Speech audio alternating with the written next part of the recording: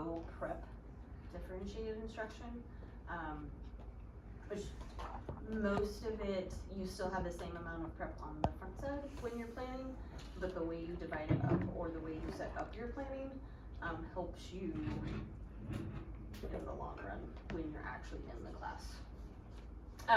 So key thing about differentiated instruction, it's not giving extra problems that are the same or pairing an advanced student with lower students to have them teach the lower one. All three teachers at all three levels, that's one of the big complaints we get from the kids, is that like we're not the teachers and we're not being pushed that way, so because most of them do want to get pushed. So the thing to keep in mind about differentiated instruction is meeting the kid where they are. Oh, did you want to record me? I got you. Oh, okay, I was just kidding. Yeah, I got your screen. So, Okay. and we can hear your voice. Perfect. And you want to enable them to have as much progress as possible. Encourage them even when struggling. This is a big thing, especially with the advanced kids. They may not have had to struggle yet, so it's a new experience for them, and they need to have it, and it's not going to kill them. And it's better to do it now than in college. So again, low prep. You still have to put in the time to lesson prep, but this makes it not take as much time. So you're not thinking of 25 different things. It's really just how you group the kids or how you divide up their work. So we all know Jigsaw. So you're dividing up the content in class and so you divide the kids purposely by their ability and knowledge level, which is where the pretest comes in handy. So you can divide up the information that you have in the Jigsaw as easier and harder. So your lower groups obviously get the easier stuff, and then your harder groups get the harder stuff. So they're still getting the entire spectrum of what you want them to learn. They're just focusing on the area that they need the most. So an example, and this was in my model minutes a couple weeks ago, is the multimedia text set. The thing that takes time is gathering the resource, but you can arrange those texts or graphics or videos in the order of difficulty, so reading level or difficulty of questions, and then split it up by those levels again.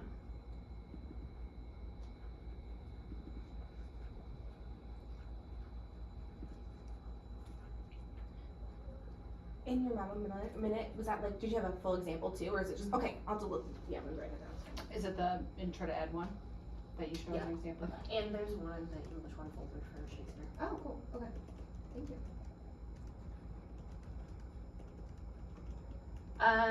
Bloom's template, I learned about this at my gifted conference this summer. And in some ways it actually makes your planning easier. The one example I'm going to show, it took me like maybe 10 minutes to fill out. Granted, it was a unit I was comfortable with, so it wasn't that hard. But it gives you a scaffold of from low to high automatically, so that way with that pretest, you know exactly where to put the kid, and as they're moving up, you have the next thing ready for them, it's just there. So you have a chart with your Bloom's levels, so from lowest at the bottom, highest at the top, and then you have the process you want, the content, and the product, and then the long one is the thing you want them to do. So this was for the character analysis unit, when they have to talk about how the character grows. So basic level for the low level kids would be they're just giving back that information with evidence from the chapter.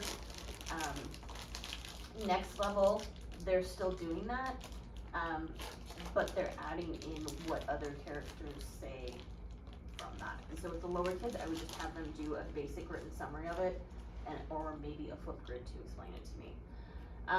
For application level, they're then taking the characters in the story, grouping them by common traits, or motives or attributes. They could do a chart. Again, they could still do a flip grid. The product they could do on all of these, I could very easily do, but I've got the basic things down that I want them to do. Analyze, they have 2 or more characters to compare. They could do a Venn diagram. They could do an essay for any of these as well. Evaluate, they have to take that character's motivations and talk about if it applied to the major decision and how that affected the story. And then creating, take that character, put it into a different situation with their same traits. So that way, like, it's all set up for me. If I wanted to do extension activities in like a power hour, I have it set up on this. So you give the kids this entire chart and That's then what I was just gonna tell ask. them? This is for me. Just for you. Oh, I So see. then I determine where they are.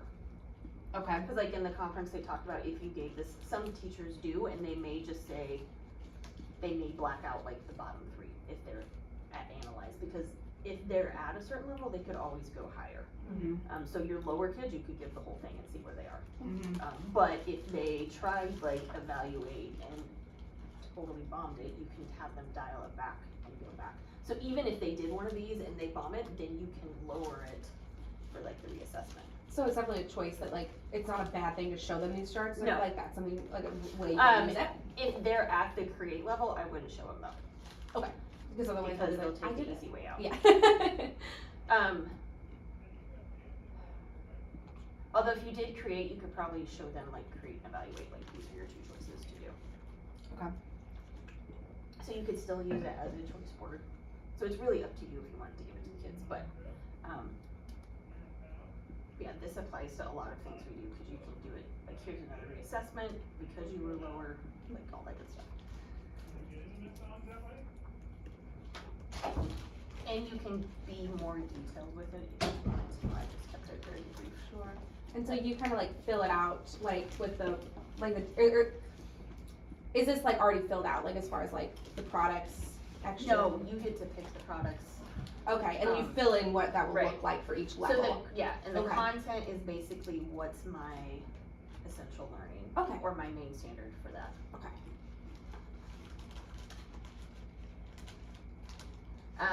Raft is a role, audience, format, and topic.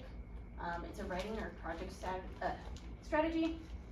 And you can have several different options for different areas. You can make it easier or harder. You could give the kids more choice on it. You can give the kids specific options. And that allows you to adapt for each student again without doing much extra planning. So it can be a choice board, or it can be you have to stick to these things. Or if you want to add to the challenge, you give them like the essential question and then they have to come up with the raft themselves. So for some examples, in various, subjects, these would be the role rafts you could do. So for example, if they're doing a story or a book, you can pick one of their characters and have them do their audience, either like class or another character or somebody who's important to that character. Format is how you want them to present it. And then the topic would be like, would tie back to your standards and your like essential learnings. So for example, like the format would be easy to modify, and they could pick what works best for them, and you can have that choice board again. For science, doing kind of what in earth science we did with like the carbon cycle, with the Mhm. drawings and the stories, like that would be Okay. a raft. So similar to that Bloom's thing, but just different terms. Scamper is another form of, it's another like raft basically, but it's an acronym. And so each thing could be changed in the assignment, and you could give them things that they have to do, or you could say, okay, you're doing this letter, and you have to figure it out to give them more of a challenge. So it lets them work in how they need to adapt. So SCAMPER stands for substitute, combine, adapt, modify, maximize, or minimize, put to another use, eliminate, reverse, or revise. And I've got a couple of examples. So this would be an example from American Revolution. So you could give them a prompt, and they're substituting Eisenhower for General Washington. So use what you know about Washington and what you know about Eisenhower. Obviously they would have to have the background knowledge on Eisenhower, but talk about what differences they would have. Or you could do it for World War II, how would General Washington take care of this? So combine would be just categorizing like the events of the American Revolution, and you could give them the categories, or they could have to come up with the categories and leave it with the events. Adaption, you're taking something, changing it. So if there were actually electricity, how could that have changed things? Like specifically, how would that have changed things with Paul Revere taking the message? Modifying, you're just changing something with it. So what if the war lasted longer? You could do shorter. Put to another use, the Treaty of Paris, how is that used differently? Or if you're taking it out, what if that never happened? What would have happened with the war? Or what would have happened afterwards? Reverse or revise, instead of America winning, what if the British had won? Although Ellard pointed out with rafts and the reverse revise, be careful. And she gave the example of every year how there's somebody who's like, pretend you're a slave. Or last year there was somebody who's like, defend Nazism, and how it would have been good if they had won. So don't do that. Yeah. So even easier prep for you again, you give that original prompt or their guiding question or like the end goal and say, okay, you take one of these things, or you give them the specific letter that they have to do, and then they create the assignment. So that way it works for everyone in the classroom, but you can say like certain ones. Yep. I want this group. Yeah. Okay. And then you have them approve it. But again, they've modified it. So that way, if you have an advanced kid trying to take the easy way out, you can push them more with it. Mhm.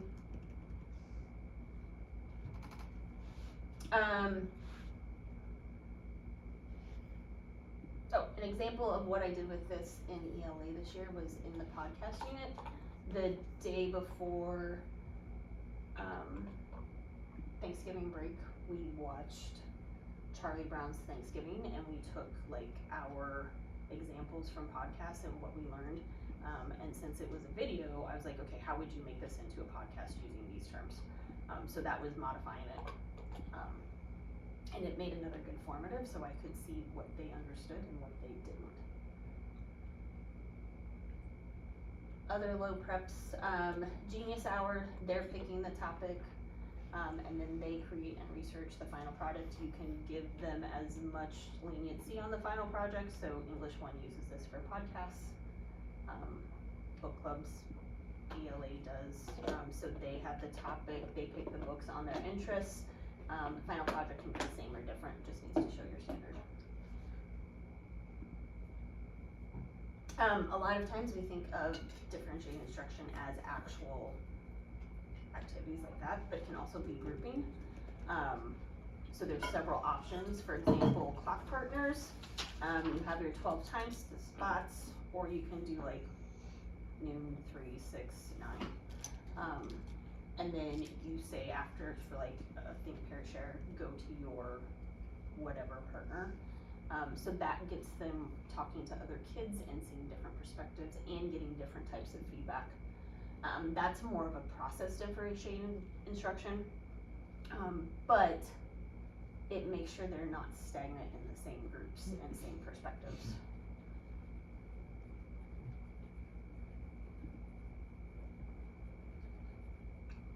And you don't have to take time to like hand out different cards at the beginning. Like this is just set at the beginning, you give them the sheet and they fill it out.